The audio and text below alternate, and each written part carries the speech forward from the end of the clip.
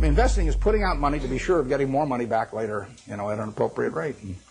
And to do that, you have to understand what you're doing it in. I mean, you have to understand the business. And you can understand some businesses, but not all businesses. The question is about diversification, and I've got a dual answer to that. If you are not a professional investor, if your goal is not to manage money in such a way as to get a significantly better return than the world, then I believe in extreme diversification. I mean, so I believe 98 or 99%, maybe more than 99% of people who invest should extensively diversify and not trade. So that leads them to an index fund type of decision with very low cost.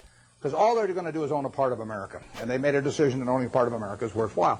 I don't quarrel with that at all. That is the way they should approach it, unless they want to bring an intensity to the game to make a decision and start evaluating businesses. But once you're in the business of evaluating businesses, and you decide that you're going to bring the effort and intensity and time involved to get that job done, then I think that diversification is a terrible mistake to any degree. And if you really know businesses, you probably shouldn't own more than 6 of them. I mean, if you can identify 6 wonderful businesses, that is all the diversification you need, and you're going to make a lot of money, and I will guarantee you that going into a 7th one is going to, rather than putting more money in your first one, it's got to be a terrible mistake. Very few people have gotten rich on their 7th best idea, you know, but a lot of people have gotten rich on their best idea. So I would say that for anybody working with normal capital who really knows the businesses they've gone into, a 6 is plenty. Hey, let me know in the comments below what video you want to see next. What you really want to do in investments is figure out what's important and knowable. If it's unimportant or unknowable, you forget about it. We have never either bought a business or not bought a business because of any macro feeling of any kind. We don't read things about predictions about interest rates or business or anything like that because it doesn't make any difference. We don't read or listen to or do anything in relation to macro factors at all. Zero. You want to stay away from any environment that stimulates activity, and Wall Street would have the effect of doing that. You know, I buy an apartment house, don't get a quote on it for 5 years. I'm happy if the apartment house produces the returns that I expect. But people buy a stock and they look at the price the next morning and they decide whether they're doing well or not doing well. It's crazy because they're buying a piece of a business. That's what Graham, the most fundamental part of what he taught me. You know, you're not buying a stock. You're buying a part ownership in a business. You will do well if the business does well, and if you didn't pay a totally silly price. And that's what it's all about. And you ought to buy businesses you understand. Just like if you're buying farms, you ought to buy farms you understand. It's not complicated. Before moving forward, we all can agree that investing can be stressful and challenging, especially when stocks you own go down 30 or even 60%. In those moments of pressure, you need a positive distraction, simple little things that can put a smile on your face. We created funny gifts for investors that should instantly make you or someone you care about feel better.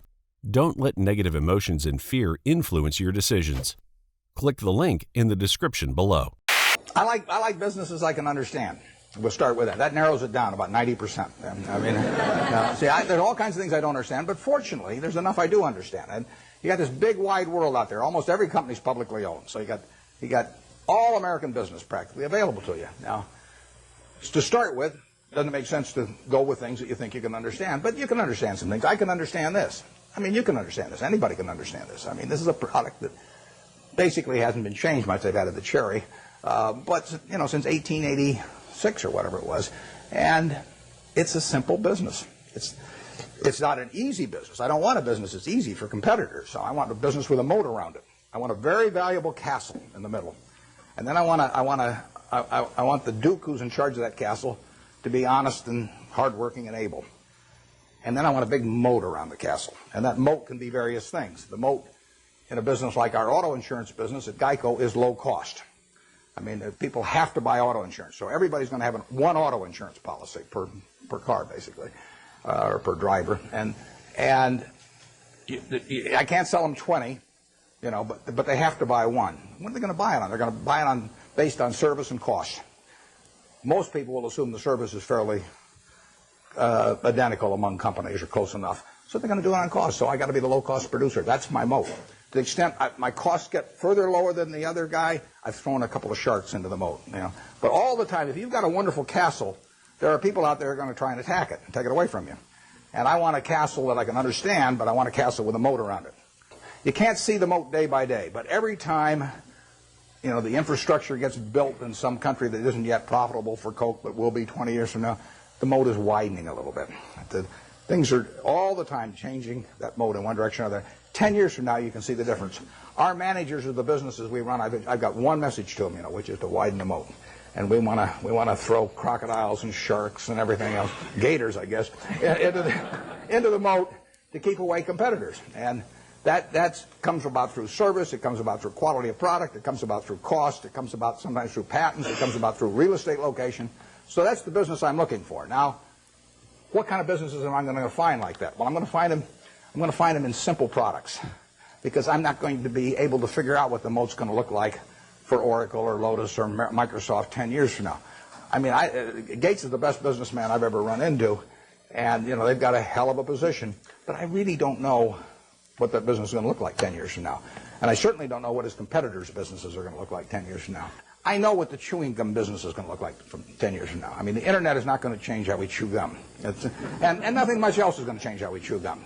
And then are there going to be lots of new products? Is it really, our spearmint and juicy fruit and all those going to evaporate? So it isn't going to happen.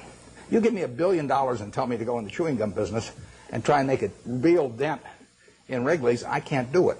And that's the way I think about business. I say to myself, give me $1 billion and how much can I hurt the guy? Give me $10 billion. Give me $10 billion and how much can I hurt Coca-Cola around the world? I can't do it. Well, those are good businesses. Now give me some money and tell me to hurt somebody in some other fields, and I can figure out how to do it. So I want a simple business, easy to understand, great economics now, honest and able management, and then I can see about, in a general way, where they're going to be 10 years from now. And if I can't see where they're going to be 10 years from now, I don't want to buy it. Basically, I don't want to buy any stock where if they close the New York Stock Exchange tomorrow for 5 years, I won't be happy owning it. If you want to learn more about how to invest, check out one of the videos you see on the screen.